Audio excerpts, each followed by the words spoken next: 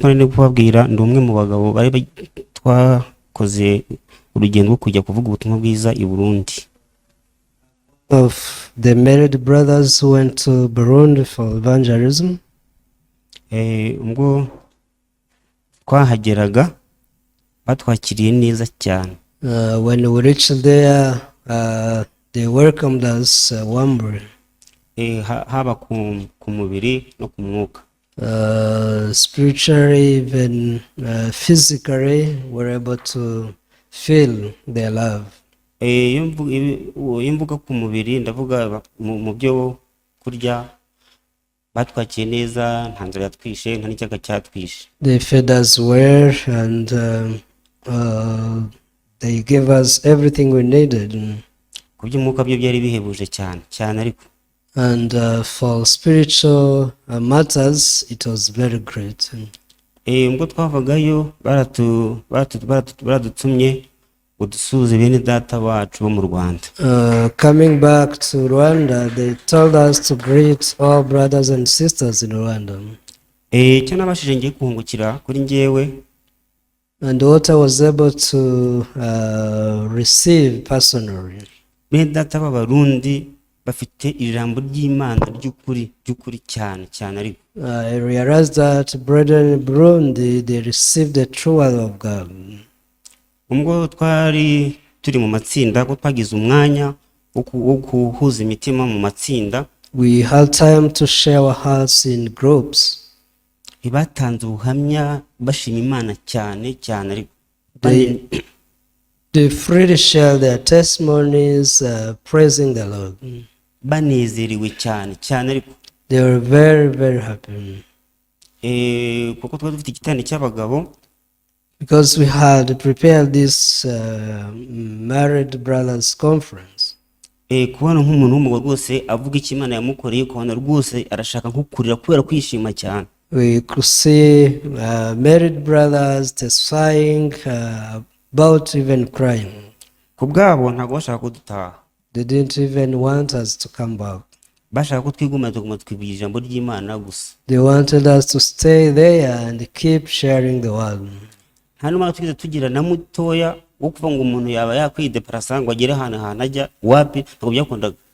Since we arrived until we came back, there was no even free time for us just to hang out. Kubera ko bashaka kumva ijambo ry'Imana cyane, bari bafite amatsiko cyane. They were busy to listen to us and to listen to the word of God curiously.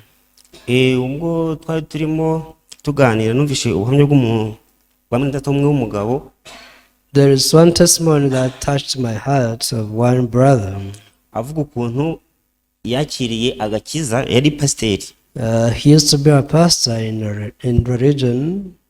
Ngo hari ukuntu bafataga amafaranga y'amaturo n'ay'icyacumi. So they used to take the offering and tithe in the church. Yari pasiteri, uwo yari umupasiteri n'uwari umwongerereje. So he was a pastor and there was another pastor whom they worked together. Bakayafata uwo babiri bakayarya. But they used to steal that money. Noneho umupasiteri akabwira uwo wundi wari umwongerereje akamubwira ati se ko amafaranga yawe turimo kuyarya, ati ibintu ntabwo bizadukoraho. So this pastor could ask his colleague, what shall we do? How can we go to heaven yet we steal the church money? Atereka da, ati ntabwo Imana ishaka amafaranga ahubwo irashaka abantu. But the other pastor could say God is not interested in money but the hearts of people. Ubwo yatuganirizaga ariko we umutima waramuryaga. So when he shared this testimony, avuga ati Mana wazamfashije ukampa urusengero rwiza runduhura umutima. He told us that his heart was very heavy and was praying day and night to meet the true church to give him rest. Aza kugirirwa ubuntu, aza guhura n'umuvugabutumwa wo muri UIF. And he met one preacher from IYF. Ubiza no kumugora kubyakira. It was not easy for him to receive. Ariko uko Imana igenda ikora aza kubyakira. But by the grace of God, God worked and he was able to receive salvation. arakizwa ubu ngubu ni umudayikoni hari i Burundi. Now he's a deacon in Burundi church. umugabo we yaduhaga ubuhamya na madamu we yaje kuduha ubundi buhamya nawe, Even his wife also shared the testimony, kuko ibyo bakoraga na madamu we yabaga abizi. because the mom also knew their doings. Imana ishimwe rero ko bo we n'umudamu we bakiriye agakiza. So I thank God who saved them. Bagira ngo twifashishe icyanditswe kimwe mu gitabo. I will read one verse Abaheburayi 10 in Hebrews chapter 10, ibice 10 umurongo wa 10. verse 10. Handitse uko gushaka kw'Imana niko kwatumye twezwa, tubeshejwe nuko umubiri wa Yesu watambwe rimwe gusa ngo bibe bihagije iteka ryose. It is written that we have been sanctified through the offering of the body of Jesus Christ once for all.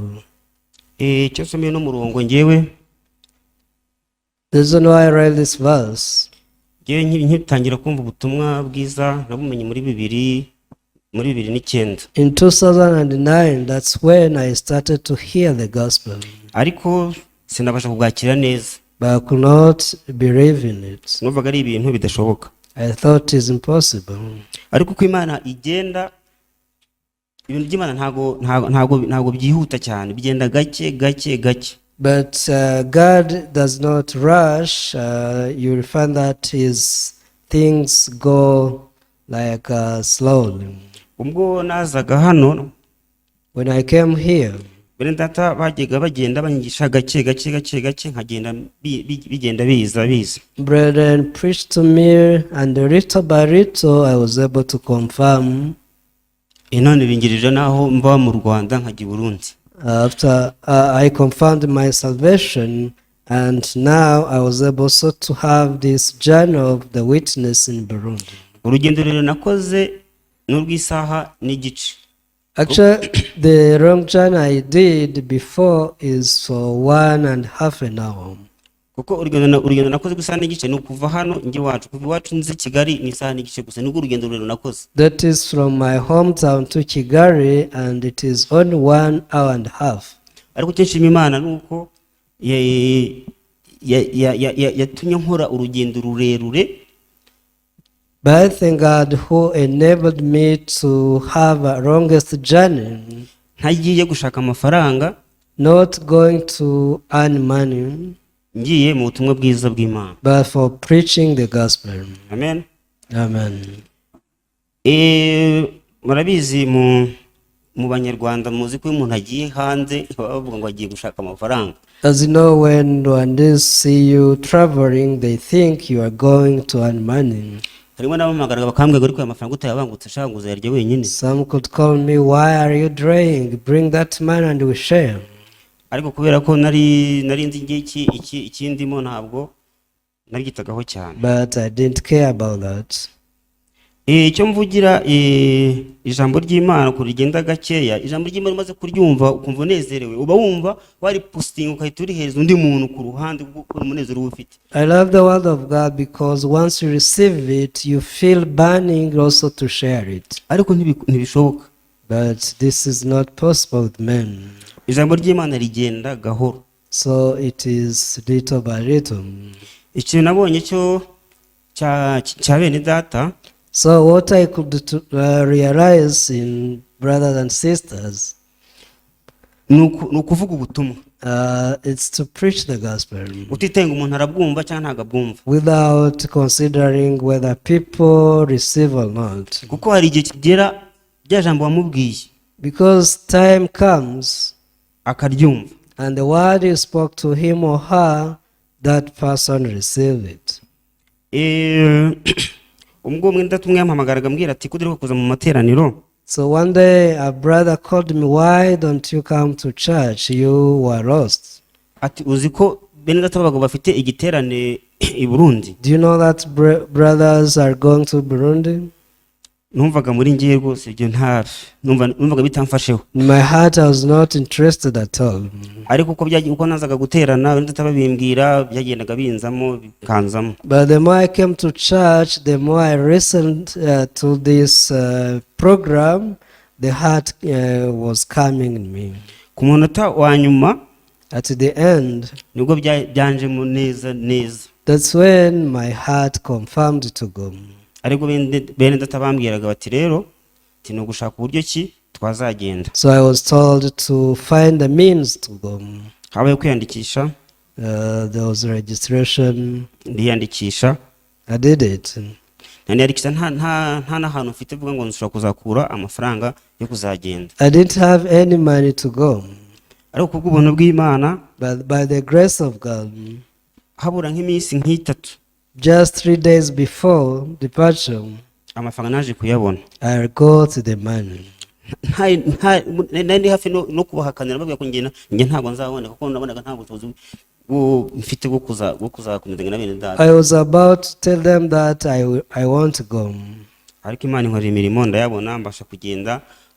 Ubu mfite umunezero mwinshi cyane uko najye na bene data hariya. But God performed a miracle. I got money and I received joy as I went with brothers. Naje gusanga kutagana na bene data ari igihombo gikomeye cyane. So I realized that not having fellowship with brothers and sisters, this is a big loss. No kudaterana nabyo guse n'ikibazo. And not coming to church for fellowship, this is also a big loss. Iminota yanjye bamuhaye ndabona irimo kurangira. So time is over. Hari bandi bene data nabo twajyanye nabo. And there are more brothers who went together. Nabo bagenda babaha ubuhamya. They also share these testimonies, the testimonies we received. Murakoze cyane.